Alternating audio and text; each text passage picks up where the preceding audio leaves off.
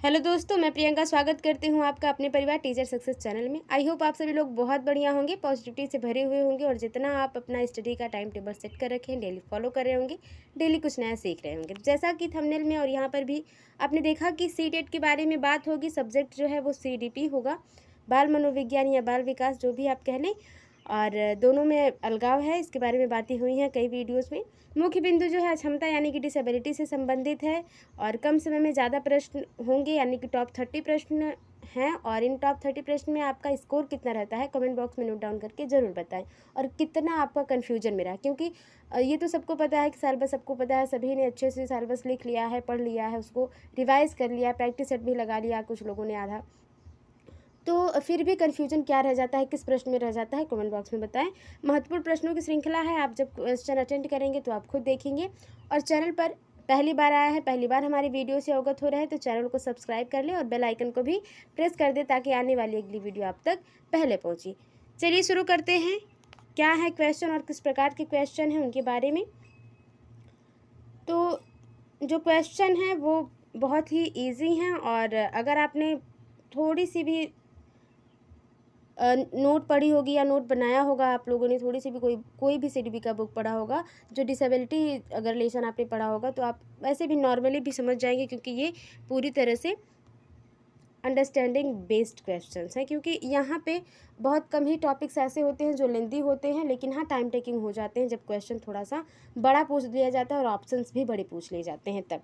देखिए, पहला क्वेश्चन है, मंद गति से सीखने वाले बालक को ज़रूरत होती है। जो बच्चे धीरे धीरे गति से सीखते हैं, बहुत धीरे, उनको कुछ भी टॉपिक्स जो बच्चे एक दिन में सीख जाते हैं वो बच्चे 4 दिन में सीखते हैं, तो उनके लिए किस चीज़ की ज़रूरत होगी?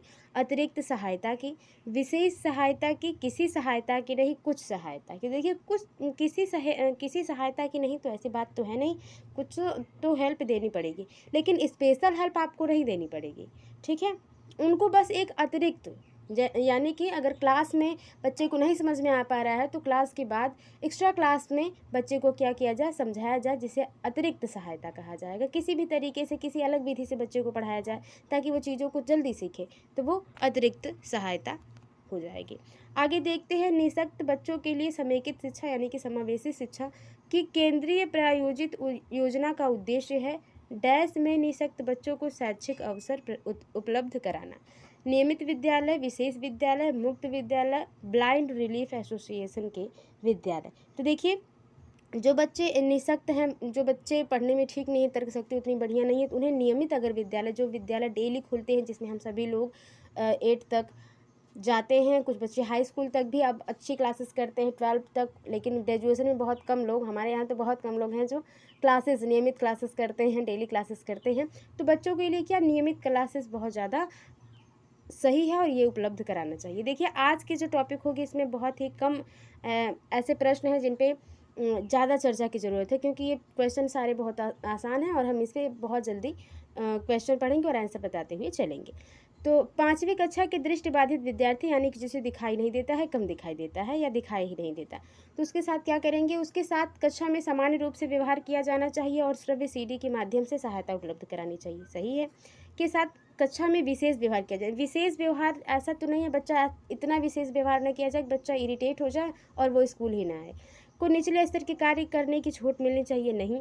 कि माता पिता और मित्रों द्वारा उसे दैनिक कार्यों को करने में सहायता की जानी चाहिए। बच्चा अगर एक बार सहायता उसको दे दी जाएगी तो बच्चा उसका आदी हो जाएगा, वो कुछ अपने से सीखेगा नहीं। तो पहला ऑप्शन सही हो जाएगा, ठीक है। निम्नलिखित में से कौन सी मानसिक मंदता की विशेषता नहीं है? मानसिक यानी कि तर्क शक्ति अच्छी न हो, विशेषता नहीं है। निगेटिव क्वेश्चन पूछा है, निगेटिव जो रहेगा वही आंसर सही होगा। बुद्धि लब्धि 25 से 70 के मध्य होना, धीमी गति से सीखना एवं दैनिक जीवन की क्रियाओं को न कर पाना, वातावरण के साथ अनुकूलन में कठिनाई, अंतर वैयक्तिक संबंधों का कमजोर होना। चौथे के सही आंसर की बात कर ली जाए तो ये जो हो जाएगा चौथा ऑप्शन, ये अंतर वैयक्तिक जो संबंध है, उनकी निजी लाइफ में उसके बच्चे के क्या चल रहा है या व्यक्ति के क्या चल रहा है, तो वो उससे संबंधित नहीं है, वो मानसिक मंदता नहीं हो सकती।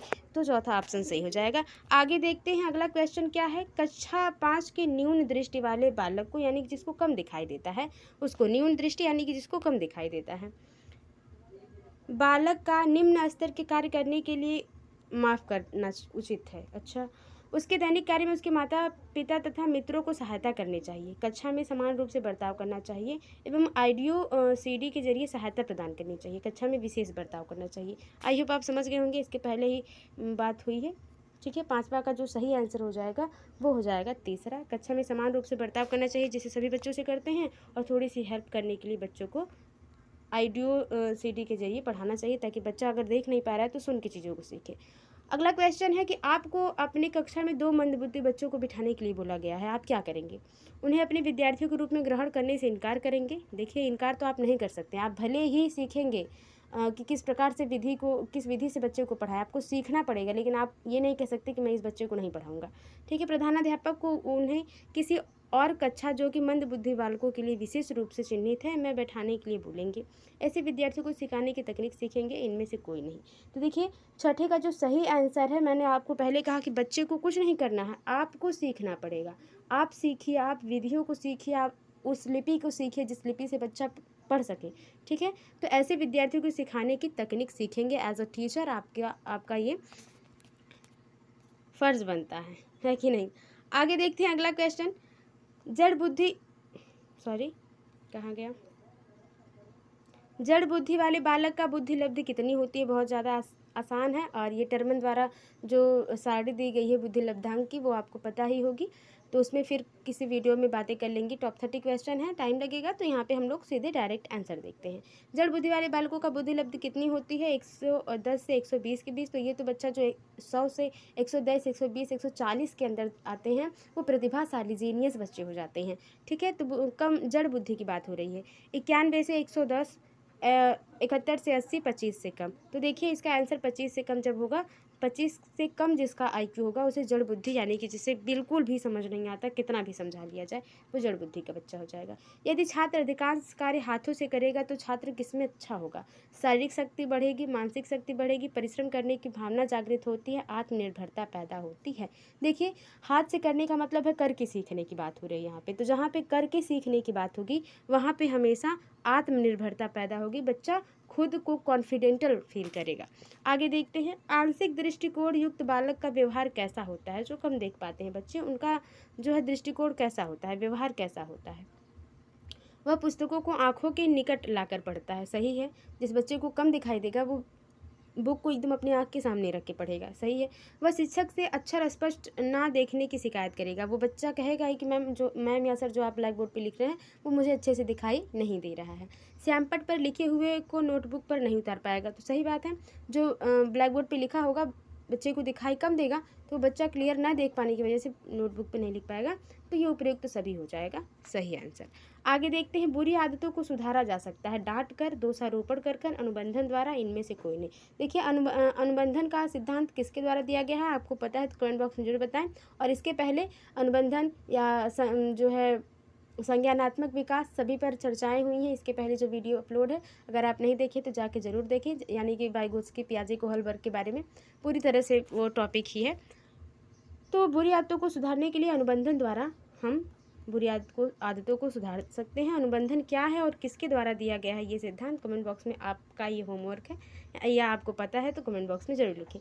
कम गति से सीखने वाले बच्चों की मुख्य विशेषता होती है, क्या होती है? उन्हें किसी न किसी प्रकार की अक्षमता होती है जो उनके ज्ञानार्जन व शैक्षिक उपलब्ध को प्रभावित करती है। उन्हें कक्षा में समायोजन में कोई कठिनाई उत्पन्न नहीं होती। जो बच्चे कम गति से सीखेंगे उन्हें कठिनाई तो होगी, क्योंकि जो बच्चे हैं क्लास के वो बढ़िया हैं उनसे, और उन्हें थोड़ी सी प्रॉब्लम होगी, समायोजन नहीं कर पाएंगे। उन्हें लगेगा कि ये बच्चा तो मुझसे बहुत ठीक है, ये बच्चा तो मुझसे बहुत ठीक है, ये भी ठीक है, वो भी ठीक है। तो वो बच्चा कहेगा मैं कितनों भी कोशिश कर लूँगा, मैं इन लोगों से आगे या इन लोगों की बराबरी नहीं कर सकता। तो बच्चा डिमोटिवेट हो जाएगा। तो कठिनाई तो होती है, उन्हें केवल गणित में कठिनाई होती है, ऐसी बात नहीं है। उपयुक्त में से कोई नहीं, पहला ऑप्शन सही हो जाएगा। उन्हें किसी न किसी प्रकार की क्षमता होती है, या उनकी जो है IQ लेवल कम होता है, या उनके शरीर में कोई अक्षमता होती है, डिसेबिलिटी होती है, जिसके कारण वो पढ़ने में ठीक नहीं होते हैं, तर्क करने में ठीक नहीं होते हैं। अगला देखते हैं, दृष्टि दोष से युक्त बच्चों को आकृतियों का ज्ञान देना चाहिए। जो बच्चे आँखों से नहीं देख पाते हैं, प्रॉब्लम है उनके आइस में, तो क्या करेंगे हम? मैथ के जो आकृति होती है, जो फिगर्स होते हैं, उसको किस प्रकार से समझाएंगे। मौखिक व्याख्यान द्वारा, त्रियामी आकृतियों के स्पर्श द्वारा, क्षेत्र भ्रमण द्वारा, उपयुक्त में से कोई नहीं। देखिए बच्चा जब देख ही नहीं पाता है तो क्षेत्र भ्रमण क्या करवाएंगे। मौखिक व्याख्यान देकर आकृतियों को समझाया नहीं जा सकता। दूसरा ऑप्शन से यह हो जाएगा, जो 3D आकृतियाँ होंगी उन्हें बच्चा स्पर्श करके सीखेगा तो अच्छे से सीख लेगा। निम्नलिखित में से कौन सी अक्षमता केवल जन्मजात होती है। दृष्टि दोष, श्रवण दोष, मूक बाधिर और मंदबुद्धि। देखिए अगर बच्चा है जो है, जब उसका जन्म हुआ तो पूरी तरह से शारीरिक उसका पोषण अच्छे से हुआ, उसको कोई प्रॉब्लम नहीं। लेकिन हो सकता है फ्यूचर में आगे चल के बच्चे को कम दिखाई दे, या जब भी कोई प्रॉब्लम हो जाए, कोई एक्सीडेंटल प्रॉब्लम हो जाए, बच्चे को कम दिखाई देने लगे या उसको दिखाई ही न दे, और श्रवण दोष भी हो सकता है। लेकिन मंद बुद्धि जो है वो हमेशा जन्मजात होती है। जो IQ लेवल कम होता है वो हमेशा जन्मजात होती है, और ऐसा नहीं कि इसको बढ़ाया नहीं जा सकता। जो लोग मंद बुद्धि हैं वो भी सुपीरियर हो सकते हैं, वो प्रैक्टिस पे हैं। कि आप जानते हैं कि सर या मैम लोग भी कहते होंगे कि जितना आप पढ़ोगे ना उतनी चीज़ें आपको याद होती रहेंगी। अगर आप छोड़ देंगे तो जितना भी आप पढ़ने में ठीक होंगे, आप फिर से उतना याद नहीं कर पाएंगे या उतना नहीं सीख पाएंगे जितना आप पहले सीखते थे। तो वही बात हो जाती है। मंद बुद्धि है बच्चा तो उसको सुपीरियर या जीनियस बनाया जा सकता है। निम्नलिखित में से कौन सी इकाई का उपयोग सुनने की क्षमता की जांच हेतु किया जाता है। डेसीमीटर, डेसिबल, डेसीपाइन या डेसीबिंदु। ये देखिए 1 लाइनर क्वेश्चन है। 14 का जो सही आंसर हो जाएगा वो डेसिबल हो जाएगा। आगे देखते हैं अगला क्वेश्चन क्या है। किस प्रकार के बच्चों की शिक्षा हेतु सांकेतिक भाषा का प्रयोग किया जाता है। सांकेतिक भाषा का प्रयोग कब करेंगे। दृष्टि दोष युक्त बच्चे, मूक बाधिर, मंद बुद्धि, इनमें से कोई नहीं। तो सांकेतिक भाषा कब करेंगे हम। 15 के सही आंसर की बात कर ली जाए तो जो बच्चा मूक बाधिर होगा या दृष्टि दोष, जैसे कि अगर दृष्टि दोष है बच्चा तो दिखाई नहीं देगा, तो उसको संकेत करेंगे तो कोई मतलब नहीं, उसको दिखाई नहीं देगा। मूक बाधिर जो बच्चा होगा, ठीक है, जो बोल नहीं पाएगा, और एक मंद बुद्धि, और इनमें से कोई नहीं। देखिए सही आंसर क्या होगा इसका, वो हो जाएगा आपका दूसरा ऑप्शन, मूक बाधिर जो बच्चा होगा उसको सांकेतिक भाषा के द्वारा सिखाया जाएगा। आगे देखते हैं पिछड़े बालक कैसे होते हैं। पिछड़े बालक कैसे होते हैं ये क्वेश्चन पूछा जा रहा है। तो क्वेश्चन ऑप्शंस देखते हैं। सीखने की गति धीमी होगी, सही बात है। बुद्धि लब्धि स्तर 80 से 90 होगा, ये भी बात सही है। मानसिक रूप से अस्वस्थ और असमायोजित व्यवहार होगा, तो ये भी बात सही है। तभी इन्हीं वजह से तो बच्चे पिछड़े होते हैं। वो तर्क करने में ठीक नहीं होते, क्लास में अच्छे से बिहेव नहीं कर पाते हैं, घर पे बिहेव नहीं कर पाते, कहाँ पे कौन सा तर्क हम दे सकते हैं, नहीं कर पाते। तो उपयुक्त तो सभी हो जाएगा। आगे देखते हैं अगला क्या क्वेश्चन है। जब एक योग्य बच्चा पहली बार विद्यालय आता है तो शिक्षक को क्या करना चाहिए। देखिए योग्य बच्चा तो 17 के क्वेश्चन की बात करें तो योग्य तो नहीं होगा, यहाँ पे नियोग्य होगा, ठीक है, नियोग्य। तो बच्चा अगर नियोग्य है यानी कि सक्षम नहीं है चीज़ों को तर्क करने में, पढ़ने लिखने में, कहने का मतलब है कि मंद बुद्धि है, ठीक है। तो आप क्या करेंगे, बच्चे की योग्यता के अनुसार उसे विशेष विद्यालय में भेजने का प्रस्ताव देना चाहिए, उसे अन्य विद्यार्थियों से अलग रखना चाहिए, सरकारी योजना विकसित करने के लिए बच्चे के माता पिता के साथ चर्चा करनी चाहिए, प्रवेश परीक्षा लेनी चाहिए। तो देखिए जब बच्चा जिस प्रकार से होगा उसके हिसाब से उसको उसी स्कूल में डालेंगे, हम विद्यालय में डालेंगे तो बच्चा अच्छा कर पाएगा। पहला ऑप्शन सही होगा। आगे देखते हैं। जब एक शिक्षिका दृष्टिबाधित शिक्षार्थी को कक्षा के अन्य शिक्षार्थियों के साथ सामूहिक गतिविधियों में शामिल करती है तो वह क्या करना चाहती है। तो वो चाहती है कि कक्षा के लिए सीखने हेतु बाधा उत्पन्न कर रही है। अच्छा वो क्या कर रही है, मतलब कि एक बच्चा दृष्टिबाधित है, उसको दिखाई नहीं देता, अगर वो क्लास में बिठा लेती है बच्चे को तो वो क्या बाधा उत्पन्न कर रही है, बिल्कुल नहीं। समावेशी शिक्षा की भावना के अनुसार कार्य कर रही है। सभी विद्यार्थियों में दृष्टिबाधित शिक्षार्थियों के प्रति सहानुभूति। देखिए एज अ टीचर आपको ये नहीं करना है कि सहानुभूत हो जाए, क्योंकि बच्चा उसका आदी हो जाएगा और खुद से कुछ नहीं सीखेगा। दृष्टिबाधित शिक्षार्थी पर संभवतः तनाव बढ़ा रही है, तो आप समझ गए होंगे 18 का जो सही आंसर वो हो जाएगा, वो दूसरा हो जाएगा। समावेशी शिक्षा में कहा जाता है जिस भी प्रकार के बच्चे हैं सभी बच्चों को पढ़ाना है एक क्लास में, लेकिन अलग अलग विधि से। आगे देखते हैं। श्रवण हास्य में से ग्रसित बच्चे कक्षा में किस सबसे मुख्य कुंठा का सामना करते हैं। दूसरे के साथ संप्रेषण करने तथा सूचनाओं को बांटने में अक्षमता होती है, बिल्कुल है। जो बच्चा सुन नहीं पाएगा वो ना ही संप्रेषण भी तो अच्छे से नहीं कर पाएगा। जब बच्चा सुनेगा ही नहीं तो कम्युनिकेट क्या करेगा, बातें क्या करेगा। दूसरे विद्यार्थियों के साथ परीक्षा देने में अक्षमता, प्रस्तावित पाठ्य पुस्तक को पढ़ने की अक्षमता, और खेल कूद में भागीदारिता निभाने में अक्षमता। देखिए 19 के जो सही सबसे सही आंसर की बात कर लीजिए, क्योंकि आपको पता है सीटेट में चारों ऑप्शन सही हो सकते हैं, उसमें से सबसे बेस्ट चूज करना है। तो पहला ऑप्शन सबसे बढ़िया है। आगे देखते हैं अगला क्वेश्चन क्या है। एक शिक्षिका की कक्षा में कुछ शारीरिक विकलांगता वाले बच्चे हैं, निम्नलिखित में से उसके लिए क्या कहना सबसे उचित होगा। पहिया कुर्सी वाले बच्चे हॉल में जाने के लिए समवयस्क साथी बच्चों से मदद ले सकते हैं। एज अ टीचर आप क्या कहेंगे अगर बच्चा क्या है शारीरिक विकलांगता से पीड़ित है, तो आप कहेंगे कि बेटा आप बाहर जा रहे हैं, हॉल में जा रहे हैं, तो अपने सहपाठियों से हेल्प ले लीजिए, या शारीरिक रूप से असुविधाग्रस्त बच्चे कक्षा में ही किसी विकल्प गतिविधि कार्य कर सकते हैं। मोहन खेल के मैदान में जाने के लिए आप अपने साथियों का प्रयोग क्यों नहीं करते। साथियों तो नहीं होगा यहाँ पे जो हो जाएगा वो बैसाखी की बात हो रही है। ठीक है, बैसाखी थोड़ा सा मिसप्रिंट है, आई होप आप समझ पाएंगे। मोहन खेल के मैदान में जाने के लिए आप अपने बैसाखी का प्रयोग क्यों नहीं करते। तीसरा ऑप्शन सही हो जाएगा, आप बच्चा जिस भी सिचुएशन में है उसको आत्मनिर्भर बनाना है। ठीक है, आगे देखते हैं। सिरिल वर्ट के अनुसार पिछड़े बालकों की बुद्धि लब्धि कैसी कितनी होती है। आपको पता है कि जितनी भी टॉपिक्स हैं सभी अलग अलग मनोवैज्ञानिकों ने अलग अलग मत दिए हैं और उनको कथन भी दिए हैं, अलग अलग परिभाषाएं दी हैं, उनको हमें पढ़ना है। तो इसी तरह सिल्वर्ट ने बुद्धि लब्धि कितनी दी है पिछड़े बालकों के लिए। 120 से अधिक, 85 से कम, 20 से कम, इनमें से कोई नहीं। 21 के सही आंसर की बात कर ली जाए तो उन्होंने जो बात कही है वो ऑप्शन चुना है, जो दूसरा ऑप्शन सही हो जाएगा, 85 से कम। आगे देखते हैं, वाणी दोष नहीं है। वाणी दोष समझ रहे हैं, बोलने का जो प्रॉब्लम, बोलने की जो प्रॉब्लम है, वाणी प्रॉब्लम, वाणी दोष वो नहीं है। निगेटिव पूछा जा रहा है, जो निगेटिव जो ऑप्शन होगा वही ऑप्शन सही होगा। ध्वनि परिवर्तन और अस्पष्ट उच्चारण। देखिए जब ध्वनि परिवर्तन हो रहा है और वो अस्पष्ट बोल रहा है तो उसमें कोई वाणी दोष नहीं है। धीमी या तेज गति से बोलना, ध्वनि परिवर्तन और स्पष्ट उच्चारण नहीं है, निगेटिव पूछा है। धीमी या तेज गति से बोलना, हकलाना और तुतलाना, तीव्र अस्पष्ट रहेगा तो वाणी दोष है, हकलाएगा और तुतलाएगा तब भी वाणी दोष है। तो सबसे सही आंसर हो जाएगा 22 का, वो हो जाएगा धीमी या तेज गति से बच्चा बोल रहा है तो वो एक वाणी दोष नहीं है, क्योंकि वो अपनी आवाज़ को, ध्वनि को सिर्फ ऊंचा और नीचा कर रहा है। लेकिन ध्वनि परिवर्तन कर देगा और अस्पष्ट, यहाँ पे अस्पष्ट होगा, उच्चारण होगा, तो वहाँ पे प्रॉब्लम है। जिन बालकों की बुद्धि लब्धि डैश है साधारण, उन्हें सामाजिक न्यूनता ग्रसित की श्रेणी में रखते हैं। 70 से कम, 70 से ऊपर, 80 से 100 के बीच, इनमें से कोई नहीं। 23 के सही आंसर की बात कर ली जाए तो 70 से जो कम होगा जिस बच्चे का बुद्धि लब्धांक, उसे सामाजिक न्यूनता ग्रसित श्रेणी में रखा जाएगा।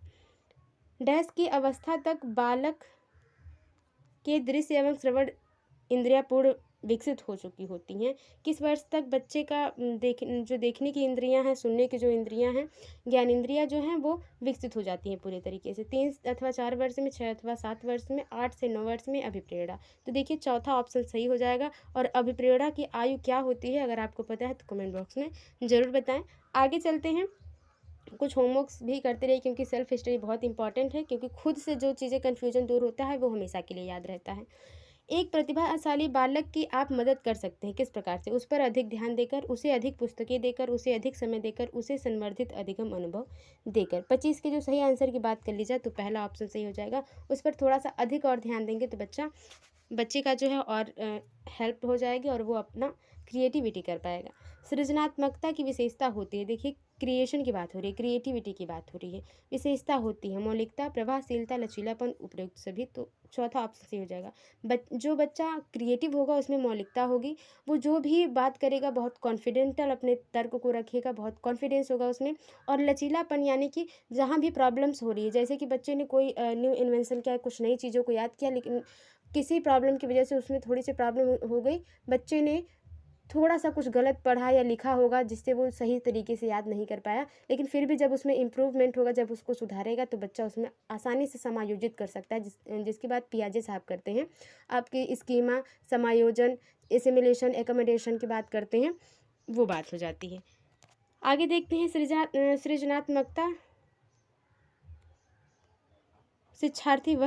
सृजनात्मक शिक्षार्थी वह है जो ड्राइंग और पेंटिंग में बहुत विलक्षण हो, बहुत बुद्धिमान हो, परीक्षा में प्रत्येक बार अच्छे अंक प्राप्त करने के योग्य हो। पार्श्व चिंतन और समस्या समाधान में अच्छा हो। तो देखिए क्रिएटिव बच्चा वही होगा जब वो अपने किसी भी प्रॉब्लम्स को आसानी से सॉल्व कर पाए और जब तक उसका सोल्यूशन न पाए उसको ढूंढता रहे या सर्च करता रहे। आगे देखते हैं अगला क्वेश्चन क्या है, निम्नलिखित में या निम्न में कौन सा शिक्षार्थियों से में सृजनात्मकता का पोषण करता है। विद्यार्थी जीवन के प्रारंभ करने से उपलब्धि के लक्ष्यों पर बल देना, परीक्षा में अच्छे अंकों के लिए विद्यार्थियों को कोचिंग कराना, अच्छी शिक्षा के व्यवहारिक मूल्यों के लिए विद्यार्थियों का शिक्षण, प्रत्येक विद्यार्थी के अंतर्गत प्रतिभाओं का पोषण एवं प्रश्न करने की का अवसर उपलब्ध कराना। तो देखिए एक जो बच्चा क्रिएटिव है उसको और क्रिएटिव कैसे बनाया जा सकता है, ये प्रश्न पूछा जा रहा है। और जो 28 का सबसे सही आंसर हो जाएगा वो ये हो जाएगा चौथा, कि जब भी बच्चा जो भी बच्चा है वो किस में इंटरेस्ट रखता है उससे संबंधित उसे प्रश्न पूछने का मौका दिया जाए, ताकि वो अपनी क्रिएटिविटी को और अपने तर्क शक्ति को, अपने माइंड को और डेवलप कर पाए। आगे देखते हैं, डैश प्रतिभाशाली होने का संकेत नहीं है। अभिव्यक्ति में नवीनता, जिज्ञासा, सृजनात्मक विचार, दूसरों के साथ झगड़ना। तो दूसरे के साथ झगड़ेगा बच्चा तो वो प्रतिभाशाली थोड़ी हो सकता है कि नहीं। तो चौथा ऑप्शन सही होगा, बिल्कुल ही निगेटिव है। प्रतिभाशाली होने का संकेत निम्नलिखित में से कौन सा नहीं है। विचारों में सृजनात्मकता, ये बच्चा प्रतिभाशाली होगा। दूसरों के साथ लड़ना, देखिए क्वेश्चन घुमा के बस पूछ दिया है, आंसर ऑप्शंस भी अलग अलग ही हैं, बस ये ऑप्शन निगेटिव है जो कि गलत होगा। और अभिव्यक्ति में अनूठापन, किस प्रकार से बिहेव कर रहा है बच्चा, जैसे कि मान लीजिए व्हाट इज़ नाउन बताया, सारे बच्चों ने एक जैसा बताया, लेकिन एक दूसरे बच्चे ने डिफिनीशन वही रखी, लेकिन उसके एग्जाम्पल कुछ यूनिक दिए या उसके बताने का तरीका कुछ यूनिक था, तो वो बच्चा क्रिएटिव हो जाएगा। ठीक है। और क्यूरियोसिटी, कौतूहल बच्चे में हो कि ये कैसे हो गया, ये किस प्रकार से हो गया, ये चीज़ें। तो ये लास्ट क्वेश्चन रहा। ये थे टॉप 30 क्वेश्चन। आई होप आपको पसंद आए होंगे। वीडियो थोड़ी सी भी हेल्पफुल लगी हो वीडियो को लाइक करें, शेयर करें, कमेंट बॉक्स में बताएं आपका स्कोर कितना रहा और वीडियो कैसी लगी। मिलते हैं आपसे अगली वीडियो में, तब तक के लिए bye bye and take care. और be motivated, be positive. Thank you.